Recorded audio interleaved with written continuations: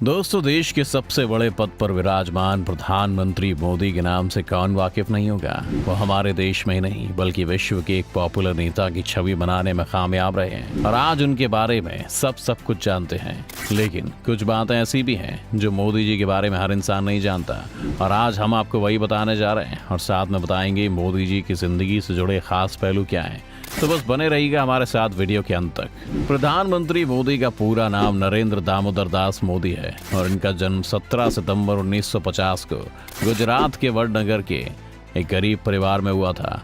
उनके पिता का नाम दामोदर दास मूलचंद मोदी और मां का नाम हीराबेन है। नरेंद्र मोदी के 5 भाई बहन हैं, जिसमें उनका नंबर दूसरा है। मोदी जी को बचपन में नरिया कहकर पुकारते थे। मोदी जी के पिता रेलवे स्टेशन पर चाय की दुकान लगाते थे। मोदी जी भी अपने पिता की चाय की दुकान पर उनका हाथ पटाते थे। मोदी जी बचपन से ही कुछ अलग थे। वो आम बच्चों की तरह नहीं थे। उन्हें बचपन में ही देशभक्ति के काम करना बहुत पसंद थे। 1962 में भारत चीन युद्ध के दौरान मोदी जी ने ट्रेन में जा रहे फौजियों को चाय पिलाई थी और यही नहीं, 1965 के भारत पाक युद्ध के समय भी मोदी जी ने वहां से गुजर रहे सैनिकों को चाय पिलाई। मोदी जी ने गुजरात के वडनगर के ही भगवताचार्य नारायण आचार्य स्कूल से अपनी पढ़ाई की शुरुआत की और वह पढ़ाई में औसत छात्र थे। मोदी जी को बचपन में एक्टिंग का बहुत शौक था, इसलिए वो स्कूल के बाद विवाद नाटकों में भाग लेते और इनाम भी हासिल करते थे। वो एनसीसी में भी शामिल हुए। मोदी जी बचपन से ही निडर क्वालिटी के थे। वो एक दिन शर्मिष्ठा तालाब से घड़ियाल का बच्चा पकड़कर अपने घर ले आए। माँ के समझाने पर उसे वापस तालाब में छोड़कर आए। वे बचपन में साधु संतों से बहुत प्रभावित थे और बचपन से ही सन्यासी बनना चाहते थे। सन्यासी बनने के लिए मोदी जी ने स्कूल की पढ़ाई छोड़ दी और बाद में घर से भाग गए। इस दौरान वो पश्चिम बंगाल के रामकृष्ण आश्रम सहित कई जगहों पर घूमे। मोदी जी बचपन से ही आरएसएस को पसंद करते थे और उससे जुड़े भी। 1958 में दीपावली के दिन गुजरात आरएसएस के पहले प्रांत प्रचारक लक्ष्मण राव ईमानदार वकील साहब ने नरेंद्र मोदी को बाल स्वयं सेवक की शपथ दिलाई।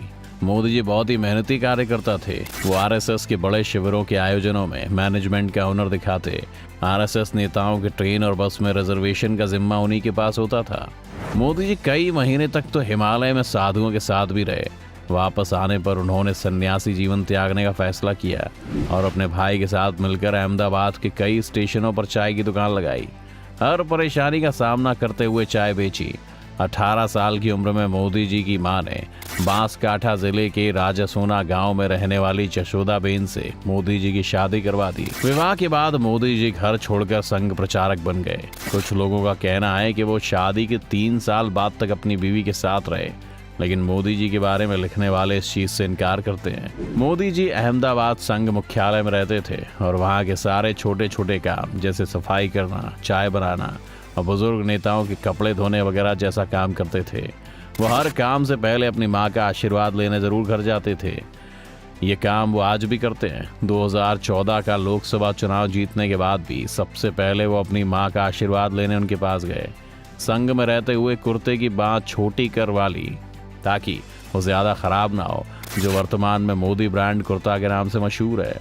1975 में जब इंदिरा गांधी ने कई राजनीतिक कारणों की वजह से राज्यों में आपातकाल लगा दिया था, उस वक्त भी मोदी जी सरदार के रूप में पुलिस से छुपकर सरकार की गलत नीतियों का विरोध करते रहे। मोदी जी बहुत ही मेहनती कार्यकर्ता थे। आरएसएस में उनके कार्य को देखकर उन्हें बहुत ज्यादा सम्मान मिलने लगा। वो स्वामी विवेकानंद से बहुत ज्यादा प्रभावित थे। उन्होंने गुजरात में स्वामी विवेकानंद युवा विकास यात्रा भी निकाली। मोदी जी शुद्ध शाकाहारी हैं। वो व्रत भी बहुत रखते हैं। मोदी जी 18 घंटे काम करते हैं और कुछ ही घंटे सोते हैं। वो समय के बहुत पाबंद हैं। लाल कृष्ण आडवाणी को मोदी जी का राजनीतिक गुरु माना जाता है। 1990 के दौरान मोदी जी ने आडवाणी की सोमनाथ से अयोध्या रथ यात्रा में बड़ी भूमिका निभाई। इससे प्रभावित होकर बीजेपी के बड़े नेताओं ने मोदी जी को अपनी पार्टी में शामिल कर लिया और वो पार्टी के लिए बहुत ही मेहनत और लगन से काम करते रहे। 1985 में गुजरात के विधानसभा चुनाव में बीजेपी पार्टी को बहुमत हासिल हुआ। मोदी जी की शंकर सिंह वाघेला से कुछ नाराजगी हो गई, जिसकी वजह से शंकर सिंह वाघेला ने इस्तीफा दे दिया और केशव भाई को गुजरात का मुख्यमंत्री बना दिया। अब मोदी जी को दिल्ली बुलाकर केंद्रीय मंत्री की रिस्पॉन्सिबिलिटी सौंप दी। धीरे धीरे केशव भाई की तबीयत खराब रहने लगी और चुनाव में पार्टी कई सीटें भी हार गई। इसके बाद बीजेपी ने अक्टूबर 2001 में मोदी जी को गुजरात का मुख्यमंत्री बना दिया। मोदी जी ने गुजरात में विकास किया, हर जगह बिजली और पानी की व्यवस्था की और एशिया का सबसे बड़ा सोलर पार्क गुजरात में बनाया गया। 2002 में होने वाले गुजरात की गोधरा कांड में मोदी जी का नाम जोड़ा गया। इसके लिए न्यूयॉर्क टाइम्स ने मोदी जी को जिम्मेदार ठहराया। गोधरा कांड गुजरात के गोधरा शहर में 27 फरवरी 2002 को हुआ था। गोधरा शहर में रेलवे स्टेशन पर साबरमती ट्रेन के S7 कोच में आग लगा दी गई, जिसमें 59 लोगों की जान चली गई। इसके बाद गुजरात में जगह जगह पर सांप्रदायिक दंगे शुरू हो गए और 28 फरवरी 2002 को गुजरात के कई इलाकों में दंगों ने भयंकर रूप ले लिया और 1200 से ज्यादा लोग मारे गए। इसके बाद सुप्रीम कोर्ट ने इस कांड की जांच के लिए स्पेशल कमेटी बनाई। कमेटी ने पूरी जांच पड़ताल की।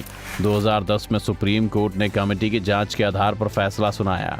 फैसले में सुप्रीम कोर्ट ने कहा कि कमेटी को दंगों में कहीं भी मोदी जी का कोई हाथ नहीं मिला। मोदी जी ने गुजरात में सरकारी कायदे कानून के खिलाफ बनाए गए सभी मंदिरों को तोड़वा दिया। इसके बाद मोदी जी की लोकप्रियता गुजरात में इतनी बढ़ी कि लगातार 4 बार मोदी जी गुजरात के मुख्यमंत्री रहे।